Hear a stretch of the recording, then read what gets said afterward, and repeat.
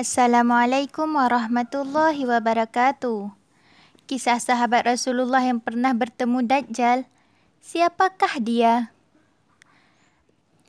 Dalam fikih akhir zaman karya Dr. Kahar Rahmat Marado Sugiarto, dijelaskan pada akhir zaman, Nabi ada dua, orang yang didefinisikan sebagai Dajjal. Pertama, seorang anak laki-laki dari keturunan Yahudi dengan sifat-sifat Dajjal. Kedua, ialah sosok yang ditemui dalam kisah Tamim Ad-Dari. Kisah pertemuan Tamim Ad-Dari dengan Dajjal diceritakan ketika ia tengah melakukan perjalanan ke suatu tempat. Tamim Ad-Dari adalah sahabat Nabi yang bertemu Dajjal. Di tengah perjalanan, Tamim melihat makhluk seperti hewan aneh yang menyebut dirinya mata-mata dari Al-Jassasah. Pertemuannya saat itu ia ceritakan kembali kepada Rasulullah SAW dan sahabat-sahabatnya setelah salat berjamaah.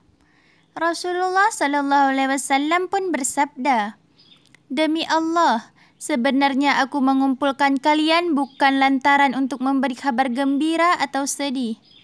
Aku mengumpulkan kalian karena Tamim Ad-Dari, seorang laki-laki yang semula beragama Kristen, datang untuk berbaiat dan masuk Islam. Ia telah menyampaikan sesuatu yang sesuai dengan apa yang telah saya sampaikan kepada kalian tentang Dajjal."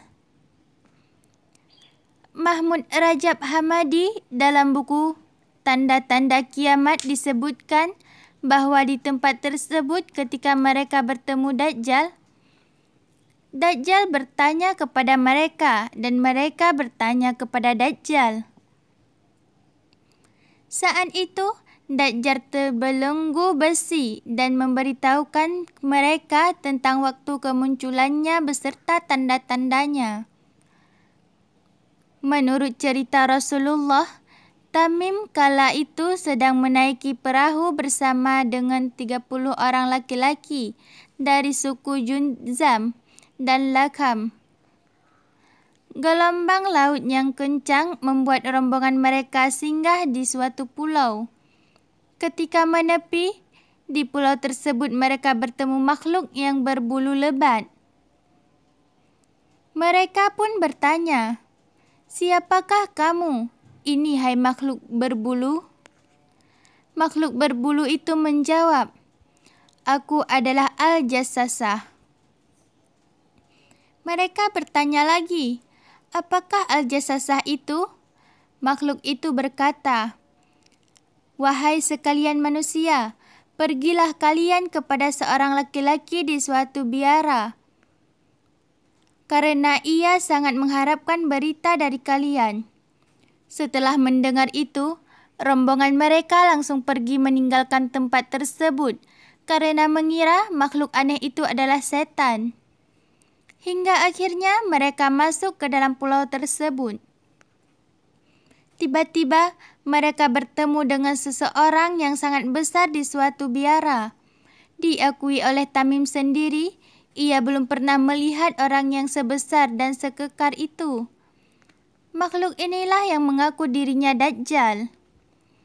Kedua tangan orang tersebut terbelenggu pada lehernya dan kedua kakinya dirantai dengan besi antara kedua lutut hingga kedua mata kakinya. Rombongan Tamim pun bertanya, "Siapakah kamu ini?" Makhluk itu menjawab, "Bukankah kalian telah memperoleh sedikit informasi tentang diriku? Maka sekarang beritahukanlah kepadaku, siapakah kalian sebenarnya?" Tamim dan kawannya menjawab, "Kami adalah orang-orang yang berasal dari Arab. Kami berlayar mengarungi laut dengan perahu.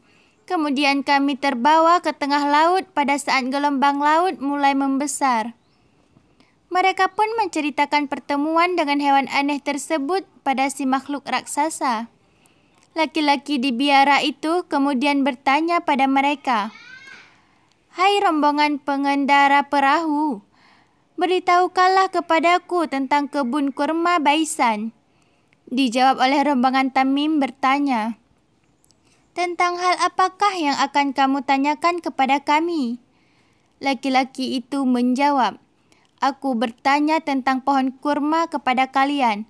Apakah ia telah berbuah? Maka kami menjawab, ya, pohon kurma itu telah berbuah.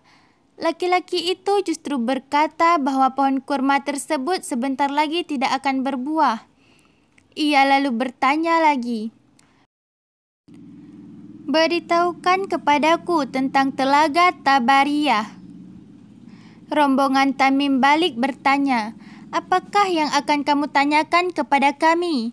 Laki-laki itu berkata, apakah telaga tersebut ada airnya? Dijelaskan pada laki-laki biara tersebut bahwa air telaga ada sangat banyak. Namun, saat laki-laki kembali berkata bahwa air telaga itu akan habis. Kemudian laki-laki itu bertanya lagi, beritahukanlah kepadaku tentang seorang nabi utusan Allah yang ummi.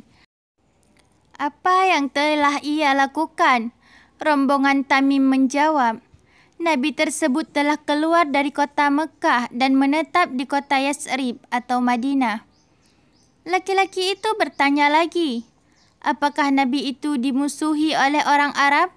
Dan kemudian dijawab dengan, ya, ia selalu dimusuhi orang Arab. Laki-laki itu terus bertanya, bagaimana upaya nabi tersebut dalam menghadapi mereka? Kemudian dijelaskan bahwa Nabi Muhammad yang dimaksud tersebut telah berhasil dalam menyebarkan dakwahnya. Hingga lelaki biara itu menjawabnya dengan panjang lebar, sembari menjelaskan siapa dirinya. Hal ini pun menjelaskan mengapa ia mengetahui tentang masa yang akan datang.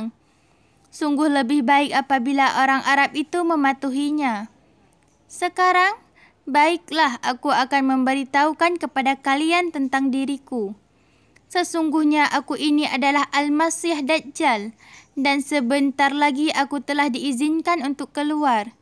Setelah itu, aku akan menjelajahi dunia hingga tidak ada satu kampung pun yang tidak aku singgahi dalam jangka waktu 40 malam.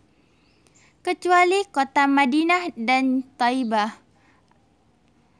Aku dihalangi untuk memasuki kedua kota tersebut. Setiap kali aku ingin memasuki salah satunya, maka ada malaikat yang menghadangku dan siap sedia dengan pedang di tangannya.